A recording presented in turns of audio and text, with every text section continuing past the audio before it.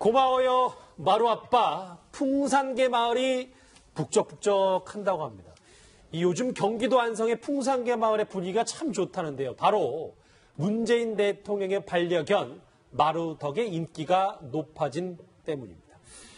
박준 변호사. 네. 이 지난달에만 분양한 풍산개가 10마리가 넘는 그렇습니다. 마루 때문에 풍산개 자체가 인기가 너무 좋아졌습니다.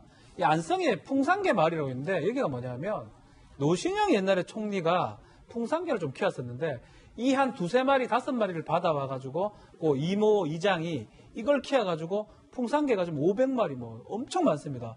막 그렇다고 하더라도 그 풍산개를 통해서 뭐 썰매도 하고 이래가 마을인데 이 분양 비용이 상당히 비싸요. 한 마리당 한 60만 원 정도 되는데 너무 마루가 인기가 좋다 보니까 오히려 풍산개를 찾으러 가는 사람이 많이 생기다 보니까 풍산개 마을이 더 인기가 끌게 되는 그런 상황입니다. 예, 이수희 변호사님 실제로 그 풍산개 마을의 이장님께서 인터뷰를 하셨는데 풍산개에 대한 자랑을 쭉 해주셨어요. 저희는 그동안 진돗개에 대해서는 좀 잘 알았는데 풍산개도 좀 좋은가 봐요. 저게 이제 그 사냥개로 굉장히 유명한 개죠. 우리나라 이제 영리하고 의리도 있고 그런데 이제 그 뭐 사냥이나 이렇게 그 뭐랄까 좀 대적할 만할 땐 굉장히 용감한 개로 유명을 한데 예. 사냥개니까 저런 이제 뭐 근데 저 얘기는 믿어도 될지 사실이겠죠. 2년 전에 별채 불이 났는데 풍산개 신화 같은데. 네, 그러니까 우리가 전설의 고향이나 이런 데 듣던 민화 같은데 여하튼 그렇게 짖어서 주인을 깨워줬다는 거예요. 그리고 너구리 새끼도 그렇게 젖먹여서 키웠다고 하는데 예. 실제 이제 그 풍산개가 저렇게 이제 알려진 것도 저는 굉장히 좋은 일인 것 같고요. 그리고 마루가 무엇보다도 굉장히 이렇게 좀 온순하면서도 잘생기고 똑똑해 보여 개지만 그런데 그런 것이 더 이렇게 인기에 한몫하는 게 아닌가 싶습니다. 저 양산사저에서 이제 마루와 함께 좋은 시간을 보내고 있는 문 대통령의 모습도 같이 보는데 아까 뭐 저 풍산개 설화 실화 얘기까지 했지만 문 대통령이 그거에 좀 거둔 얘기가 있어요. 뭐 어느 날 뒷산 산책하던 마루가 심상치 않은 걸 발견했는데 태어난 지 한 달 채 안 된 강아지가 6마리, 7마리 꼬물거리고 있었다. 뭐 이런 얘기를 하면서 여러 일화들에 대해서 소개를 좀 한 적이 있습니다. 이현정 의원님. 네. 그때 근데 그 개의 아버지가 마루였다는 거 아니겠습니까? 그래서 이제 데리고 와서 키웠다는 것인데, 이제 그런 거 보면 사실 풍산개는 이게 정치적으로도 의미가 있는 게 예전에 이제 김대중 대통령과 김정일 국방위원장 간의 정상회담 했을 때, 당시 김정일 위원장이 선물로 김대중 대통령한테 준 바로 그 개입니다. 그러니까 뭐 북한에서는 뭐 호랑이도 잡는다는 뭐 그런 아주 용맹스러운 개고 또 어떤 그런 것들이 이제 뭐 화면을 통해서도 많이 비춰지기도 하는데 아무래도 이제 이 풍산 그 한경남도 풍산리에서 있었던 개이기 때문에 이제 풍산개다 이렇게 이제 지어지고 이제 국내에서도 이제 요즘은 꽤 많이 이제 아마 풍산개 보급이 많이 된 것 같아요. 진돗개 같은 경우는 사실은 이제 족보도 있고 한데 아마 최근에는 이제 풍산개를 늑대하고 이렇게 교접을 시켜서 굉장히 용맹한 이제 군견이라든지 이런 걸로도 이제 쓰려고 하는 그렇게도 거예요. 한답니까? 네, 왜냐하면 이제 그 풍산개보다 더 이제 그런 걸로 이제 아마 이제 개량을 한다라는 그런 이야기도 또 있습니다. 예, 사실 마루가 나이가 많아서 청와대에 올 때 좀 부담이 있다 이런 얘기가 있었는데 요즘 어떻게 지내는지 좀 궁금한 것 같아요. 우리가 흔히 저도 이제 강아지를 키웁니다만 고양이는 공간 중심 동물이고 이제 개과는 이제 사람 친화적이기 때문에 마루 입장에서는 양산집이 익숙할지는 모르지만 엄마 아빠랑 같이 있는 게 훨씬 좋지 않겠습니까? 그런 면에서는 뭐 청와대 생활이 큰 문제는 없을 것 같고 저는 뭐 문 대통령께서 정말 이 마루나 강아지를 되게 좋아하는 것 같은데 이거 굉장히 좋은 일이라고 봅니다. 저 같은 경우에도 집에 들어가면 강아지가 반겨주고 다른 자녀들은 보이지도 않는데 저를 엄청나게 반겨주는 모습을 봤을 때 굉장한 행복감을 느끼거든요. 근데 대통령이 얼마나 그 스트레스가 많습니까? 그런데 퇴청하시고 그 집으로 갔을 때 이 마루와 함께 이렇게 힐링된다면 그야말로 마루의 어떤 정무적 역할은 웬만하면 비서관 뺨치는 게 아닌가 이런 생각이 본인 얘기를 하십니다. 그런데 이 안성 풍산개 마을만큼 전국의 막걸리 마을도 조금 바람과를 타고 기대감이 높아지고 있습니다. 바로 이분 때문인데요. 화면으로 만나보시죠. 역사상 막걸리를 가장 많이 소모하는 공간이라고 하겠습니다. 팔도의 막걸리는 다 삼성로마 인사동에 막걸리 종류가 좀 다양해지고 품질이 높아질 것으로 기대를 하고 있습니다. 총리된 지 얼마 안 되셨는데 막걸리 얘기를 참 많이 하셨네요. 이현정 의원님. 네. 근데 오늘 이제 출입 기자들과 총리 공간에서 막걸리를 한 사발 하신다는데 막걸리 사랑이 대단하신가 봅니다. 다 아시겠지만 이낙연 총리 같은 경우는 이 막걸리 사랑으로 굉장히 유명하시고 하여튼 술은 막걸리밖에 안 드십니다. 하여튼 막걸리를 또 어마어마하게 드시기 때문에 특히 이제 전남도지사 할 때 막걸리라는 게 이제 옛날에 우리나라에서 각 지역에 굉장히 특산품으로 되어 있다가 일제 시대에 이제 금주령이 내려지면서 상당히 탄압받아서 없어졌거든요. 그렇죠. 그러다가 이제는 이제 각 지역별로 큰 것만 살아 있는데 사실은 이 막걸리가 각 지역마다 가면 굉장히 특색도 있고 맛도 다 다릅니다. 그러니까 그렇기 때문에 이제 다시 이걸 이제 부활시켜야 된다는 이론도 많거든요. 그리고 잘 아시겠지만 이제 금정산 막걸리, 지평 막걸리 등 유명한 막걸리들 꽤 많습니다.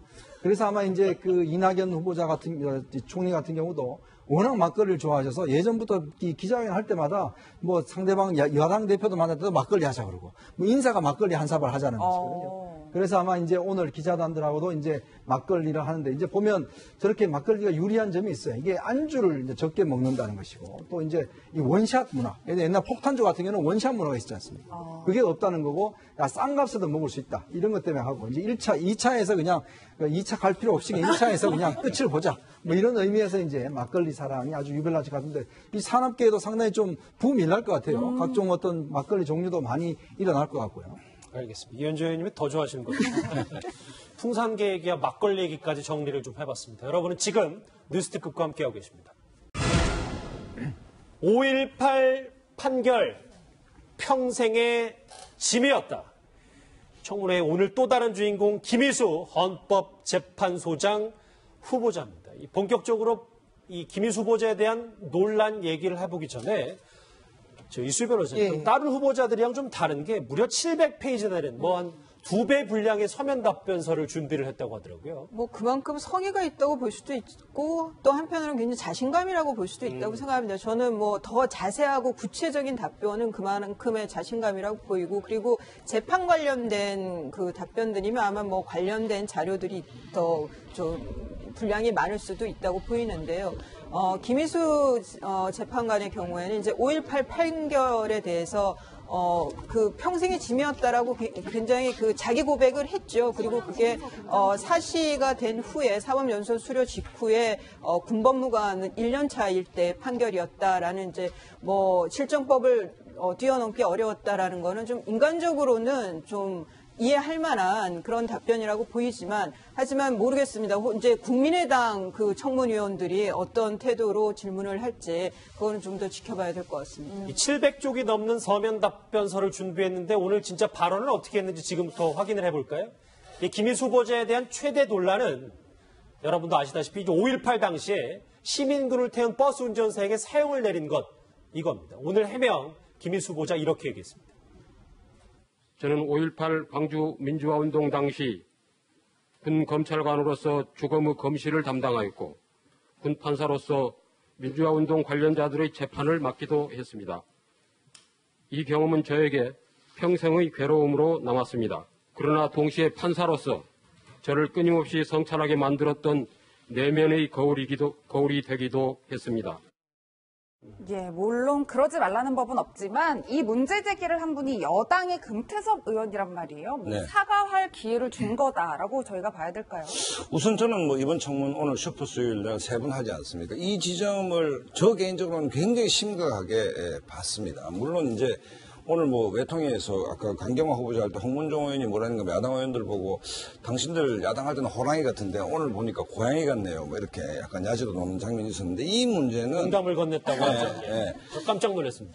김희수 헌재소장 후보자가 내 평생 동안 짐이고 거울이 되기도 했다는 말로 넘어갈 수 있는 문제는 아니다. 그러니까 왜냐하면 5.18이라는 것은 진보의 5.18도 아니고 보수의 5.18도 아닙니다. 또 한 세대의 삶을 송두리째 흔들어 놓았던 한국 현대사의 가장 큰 비극입니다. 여기에서 재판관으로 물론 말석 재판관이지만 사형 선고를 내렸다는 문제를 이렇게 넘어갈 수 있는 것인가.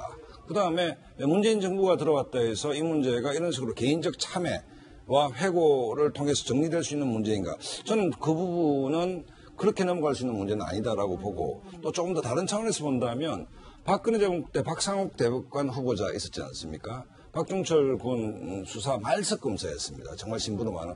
그럼에도 불구하고 굉장히 문제가 됐습니다.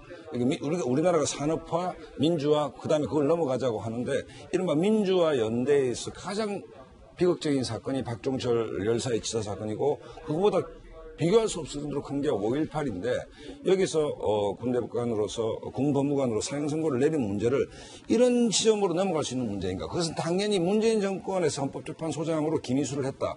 그다음에 이것이 여야 간의 어떤 정치적 공방 속에서 뭐 결정 날 건가 말 건가 하는 차원을 훨씬 넘어서는 얘기다. 굉장히 역사적인 의미가 있는 부분이다. 저는 개인적으로 김희수 후보자께서 이 문제에 대해서 평생의 짐이 되었을 거라고 봅니다. 되었을 거라고 보지만 이 문제는 본인이 굉장히 어떤 역사적 결심을 해야 될 사안일 수도 있을 만큼 굉장히 엄중한 문제이다. 그러니까 이런 식으로 넘어갈 수 있는 문제는 좀 아니지 않나 이런 생각이 듭니다. 저 말 한마디로 그렇게 쉽게 넘길 문제는 아니다. 왜냐하면 오늘 저 자리에서 첫 공식 사죄를 한 거니까요. 그럼 앞으로도 모르겠습니다. 뭐 후보자가 어떻게 될지는 모르겠습니다만 저 얘기는 또 불거질 수 있는 가능성이 있는 겁니다. 그렇죠. 뭐 저도 군법무관을 좀 오래 했었고요. 군판사도 했었고 군검찰관도 했었는데 사실 법조인이기 전에 사실 군인이라고 보는 게 사실 맞는 것 같고요. 뭐 그 당시하고 좀 현재가 많이 달라졌지만 실정법을 기준으로 했는 부분이고 또 헌법재판관을 하면서도 한번 통과가 됐고 지금 재판소장 하면서도 얘기를 했기 때문에 그래서 뭐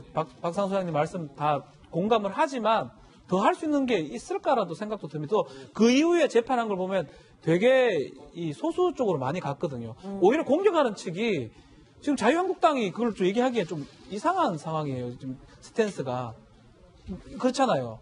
뭐가 그렇습니까? 설명을 좀 묻기가 자유한국당 입장에서 좀 보수적인 정당에서 그 얘기를 좀 묻기에는 사실 좀 애매하거든요. 그러다 보니까 금태섭 의원, 여당 의원이 지금 질문하는 상황이 됐고 글쎄요. 이걸 제대로 공격할 수 있을지 그것도 의문입니다. 그러니까 자유한국당이 뭐 이 부분을 공격한다는 게 이상한 지점이 있다는 박 변호사님 말씀을 저도 뭐 수긍한 측면이 있는데 제 얘기는 이 문제가 뭐 자유한국당, 민주당의 문제가 아니고 현 집권 세력이 굉장히 이 사리 깊게 이 문제를 볼 필요가 있다는 얘기입니다. 아까 박상욱 그 대법관 후보자 건을 예를 들었는데 향후에 이른바 역사 바로 세우기 이름으로 이런 문제들이 새로운 사실이 규명됐을 때 문재인 대통령이나 현 집권 세력이 이 문제에서 역사라는 기준으로 어떤 단죄를 아니면 옳은 소리를 했을 때 이 문제가 끊임없이 발목을 잡을 수가 있다는 생각이 듭니다. 그렇기 때문에 이 문제는 뭐 여야의 문제도 아니고 보수 진보의 문제도 아니고 현 집권 세력도 김희수 후보자가 굉장히 아주 깊고도 그 숙고하는 차원에서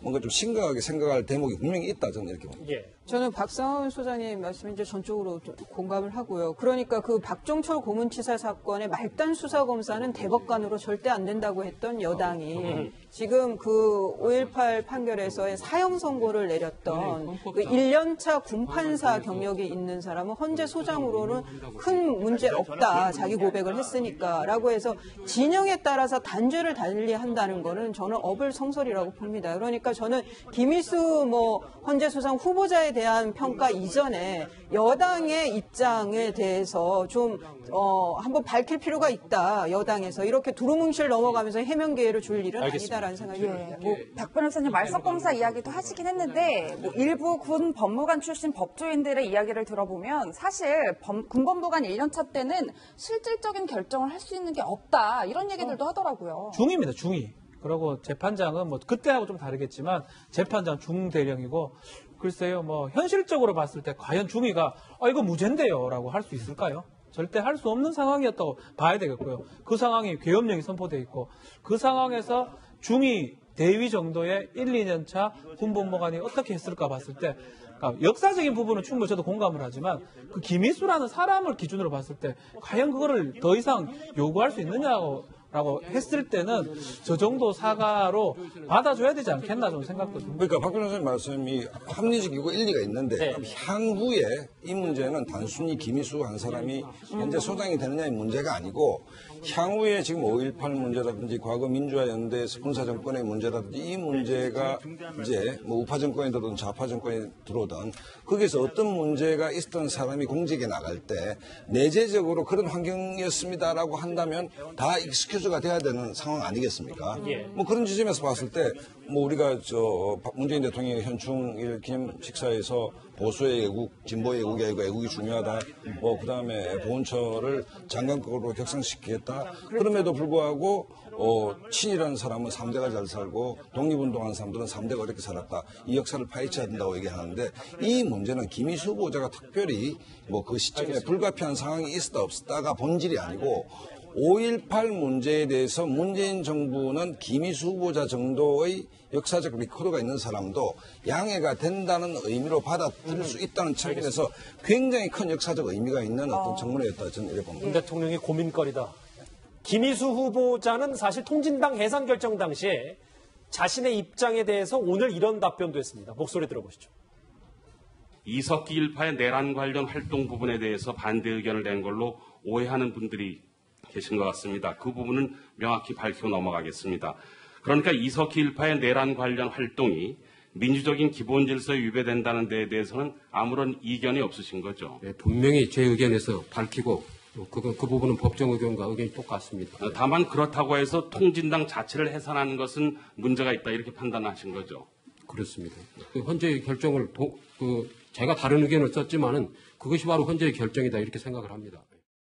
예, 실제로 김희수 후보자의 별명이 미스터 소수 의견이란 별명도 있다고 하는데 사실 세월호 관련해서 그 탄핵 심판 과정에서도 소수 의견을 냈었잖아요. 네, 그때 뭐 보충 의견을 냈죠. 그리고 이제 지금 통진당 이제 이 해산 과정에서 이제 8대1 할 때 그때 1위했었던 분입니다. 뭐 아까도 뭐 그런 내용은 이야기하셨는데 일단 저는 그렇습니다. 이게 지금 정부에서 사실은 이제 청와대에서 이 김희수 후보자에 대한 어떤 청문 보고서, 청문 요청서를 국회에다 보낼 때 가장 거기에 중요하게 했던 이유가 바로 이 통진당 해산에서 이 어떤 소수에 섰다. 이 부분을 지적을 한 거예요. 저는 거기에 상당히 문제가 있다고 봅니다. 예를 들어서 이분이 김희수 재판관이 지금 그 재판정이 제일 지금 연장자고 하기 때문에 뭐 그렇게 해서 했다라면 모르겠지만 소수 의견을 냈고 통진당 그걸 냈기 때문에 이는 헌재소장의 자격이 있다. 저는 이거 자체의 발상이 일단 문제라고 보는 것이거든요. 왜냐? 사실 헌법재판소에 뭐 소수에 내는 분이 분명히 있어야 됩니다. 그렇죠. 또 있을 수도 있고.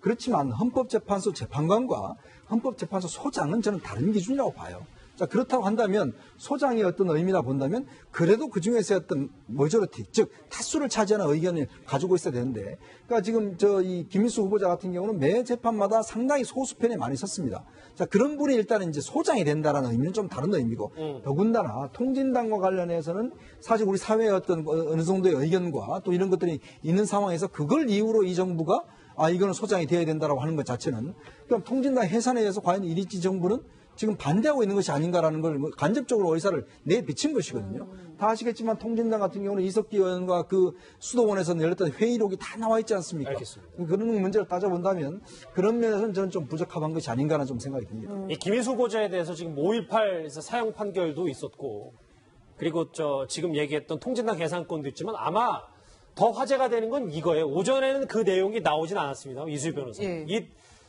교통벽구 위반이 30건이 넘기 때문에 이거에 대해서도 얘기가 좀 더 나올 것 같긴 한데요. 이게 이제 과거 그 헌재 재판관으로 임명될 때 그때 그 인사청문회에서도 문제가 됐었는데요. 주정차 위반하고 그 버스 전용차로 위반이 34회나 된다, 한 10년 동안에.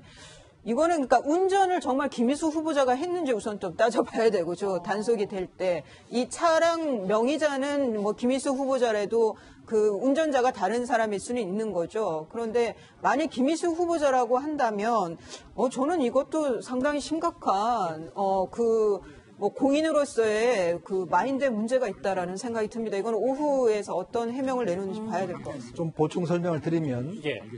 이 이제 김희수 후보자는 이제 그 전용 차가 있기 때문에 그걸 타고 다니시는데, 이 집에 차가 있는데 이제 아드님이 굉장히 속도를 즐기시는 분이세요. 예. 이제 그러다 보니까 이 차를 가지고 이제 아드님이 운전을 이제 많이 하다 보니까 결국 이제 위반을 했고 또 그것이 이제 지금 이제 어떤 면에서 보면 이 차의 주인은 지금 이 김희수 후보자이기 때문에 모든 딱지나 이런 것은 다 김희수 후보가 나왔기 때문에 이제 이렇게 지적된 것이 아마 본인도 이제 아마 오후에 때는 뭐 그런 사정들 좀 이야기를 할 것 같은데 좀 뭐 집안 이야기라서 아직 오전에 이야기하지 않았는데 일단 제가 알기로는 그 아드님 중에서 한 분이 상당히 속도를 즐기는 분이 있다는 정도로 알고 있습니다. 강경호 후보자나 뭐 김희수 후보자나 지금 이제 자식 문제로 조금 골머리를 청문회에서 앓고 있는데 오전에는 그 목소리가 없기 때문에 5년 전 김희수 후보자의 교통법규 위반 목소리를 같이 들어보시죠.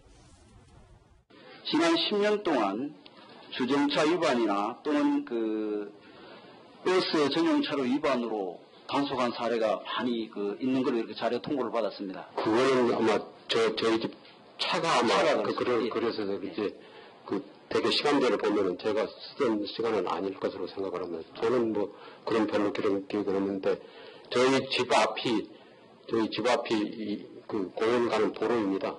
근데 집 앞에 세운 것이 자꾸 단속이 돼가지고 좀 주차 위반이 많아진 것 같습니다. 예, 뭐 말씀처럼 네. 운전자가 자녀였다면 좀 얘기는 달라질 것 같긴 한데 일단 이것만 놓고 보면 교통법규 자체가 후보자 검증하는데 너무 사소한 문제다라는 주장과 함께 또 일각에서는 이런 단순한 법규까지 지키고자 하는 의지가 없는 것이다. 뭐 이런 지적들도 있어요. 참 어려운 것 같아요. 저희가 참 장관이나 뭐 하기가 좀 쉽지가 않은데 만약에 본인이 위반한 거라면 이거는 뭐 법조인이잖아요. 34번이 좀 많아서. 너무 많죠. 사실 본인이 다 해고 뭐 속도 광이고 맘 때나 주차하고 버스 연사로 만들어 들어가고 이렇게 하면 그거는 진짜 문제가 되지만 글쎄 아마 시간대로 봤을 때는 본인이 아닐 가능성이 아주 높고 위원장님이 말씀했겠지만 장남이라든지 가족이 운전했던 부분이고 본인도 해명하는 거 보면 시간이 안 맞기 때문에 내가 그거를 뭐 할 수가 없다. 다만 주위 그 공원이 있는데 거기에 주차가 된 거 아니냐라는 식으로 해명했기 때문에 아마 이 부분은 큰 문제는 없어. 그리고 이제 글쎄요 뭐 이 차 파는 사람들 보면 교통 위반 많이 해가지고 뭐 압류돼 있는 사람 많거든요. 본인이 했는 거라면 뭐 이건 충분히 문제가 되지만 본인이 아닌 가족이 했던 부분이 이제 인정된다면 뭐 이런 부분 넘어가야 될 부분이 아닌가 이렇게 봅니다. 지금까지 강경화, 김희수 이 두 후보자에 관한 청문회 핵심 요약을 좀 해봤는데 사실 문재인 정부 내각 구성의 분수령이 될 건 분명해 보입니다. 오늘 오전 여야의 입장은 극명히 달랐습니다. 목소리 들어보시죠. 야당에서 아직 지금 청문회를 거치지도 않은 후보에 대해서 부적격 판정을 내린다는 것은 국민들이 볼 때 반대를 위한 반대다 이렇게 생각하지 않을까 싶습니다. 요새 하는 그 여당의 태도를 보면 마치 사기의 지록 위마를 떠오르게 합니다. 이 권력에 눌려서 사슴을 사슴이라고 하지 못하는 여당의 행태가 저는 문재인 정부를 잘못 이끌고 가고 있는 것이 아닌가. 일단 여당에서는 반대를 위한 반대는 말아야 된다라는 얘기입니다. 우선 이 장면이 좀 한심한 장면인데 의원식 정우택 두 분이 라디오 프로에 나와서 서로를 비난하고 있는데 이 두 분이 원내대표 아닙니까? 예. 원내대표는 이 방송에 나와서 말하는 자리가 협상하는 사람들이거든요. 협상을 해야 될 사람들이 서로 매체에 나와서 자기 주장을 한다. 이거는 여의도에서 정치가 없다. 정치가 실종돼 있다는 걸 반증하는 것이기 때문에 이건 대단히 잘못됐다. 당내 많은 사람들이 있는데 공격하는 사람이 있고 물밑에서 협상해야 될 사람이 있는데 원내대표 과거 원내총무는 정치의 꽃이라 그러고 정말 그 상대를 배려하고 하면서 주고받고 뭐 부정적 의미가 아니고 정치적 협상의 한가운데 있어야 될 이 두 분이 라디오 프로 나와서 서로를 이렇게 비난하고 있다는 것은 내가 지금 누구인지를 잘 모르는 것 같다는 느낌이 이제 하나가 들고 두 번째 이제 야당 입장에서 아까 홍문종 의원 말씀을 드렸는데 당신들 뭐 몇 달 전까지 호랑이로 보이더니만 뭐 고양이가 된 것 같다. 그 다음에 이제 그 과거에 뭐 민주당이 과거 새누리당 비판할 때 당신들은 말이야 무슨 여의도 출장소냐 청와대에 이렇게 비판을 해왔지 않습니까? 그러니까 청문회를 보면 민주당도 뭐 갑자기 보궐선거를 통해서 여당이 됐기 때문에 스탠스 잡기가 좀 곤란하겠죠. 거꾸로 한국당도 보면 파이팅이 좀 떨어집니다. 사실은 야당으로. 과거 민주당이 실제로 제 아는 민주당 의원 만나봤더니 요즘 민주당 지도부가 가슴을 좀 쓸어내리고 있다. 우리라으면 저래 안 했을 텐데 훨씬 더 세게 조질 수 있었을 텐데 뭐 이런 표현을 쓰더라고요. 근데 오늘 말들이 좀 세신데 그 표현은 더 강하게 공격한다라는 얘기. 우리 흔히 소주 마시면서 하는 얘기이기 때문에 쉽게 나왔습니다. 어쨌든 간에 한국당이나 바른정당 같으면 야당으로서 야성을 좀 회복할 필요가 있고 민주당이 정권 초기라서 이렇게 좀 과거 자기들이 비판했던 출장소 형태 호랑이가 아니고 고양이 모습을 자꾸 보인다면 이 또한 문제이겠죠. 그렇기 때문에 각자의 자리에서 내가 지금 어디에 서 있는지 우원식 원내대표나 정우택 원내대표를 포함해서 자기가 딛고 서 있는 자리를 한번 다시 돌아보아야 될 필요가 있다 이런 생각이 듭니다. 예, 이 위원장님 저희가 이렇게 야당의 얘기를 좀 들어봤다면 여당 내에서는 거래 얘기가 오간다는데 이건 무슨 얘기인가요? 글쎄 지금까지는 일단 청와대 입장이나 여당의 입장은 전원 통과시킨다는 입장 같아요. 왜냐하면 장관들 같은 경우는 이제 국회에서 어떤 인준 절차가 필요 없습니다. 청문 보고서만 채택하면 바로 이제 할 수가 있는데 그렇죠. 문제는 이제 야당이 청문 보고서 채택 자체를 이제 하지 않을 것이냐, 아니면 보고서 채택을 하는데 그 안에가 부적격 의견을 넣을 것이냐, 이제 이것이거든요. 이제 보통 이제 부적격 의견을 넣더라도 대충 청와대에서 임명해 왔던 게 이제 관례입니다. 근데 지금 문제는 이제 여당 입장에서 본다면, 예를 들어서 역대 낙마율이 보면 박근혜 정부에서는 14%였어요. 이명박 정부에 때는 9%, 그다음에 노무현 정부 때는 3%였습니다. 낙마율 자체가. 근데 지금 이제 아직까지 지금 그 18명 부장관들 중에서 6명밖에 지명되지 않은 상황이거든요. 그런 상황에서 아직까지 알 수 없는 상황이지만, 아마 여당 입장에서는 보면 지금 일단 이거 통과시키기 위해서 뭔가 누구 하나를 희생양으로 삼아야 되지 않느냐라는 또 이야기 있을 수가 있고. 여당 내부에서도. 그렇죠. 또 한편에서는 앞으로 지금 장관들이 너무 많은데 벌써부터 한 명 양보하기 시작하면 나중에는 계속 떡 하나씩 더 주듯이 그렇게 해야지만 되는 거 아니냐. 또 이런 또 이제 반론도 있어요. 그렇기 때문에 아예 그냥 인사를 밀어붙이고 나중에 야당하고 뭔가 타협점을 찾자. 뭐 이런 의견도 있는 것 같습니다. 오전 청문회 핵심 요약까지 해봤는데 좀 쉼 없이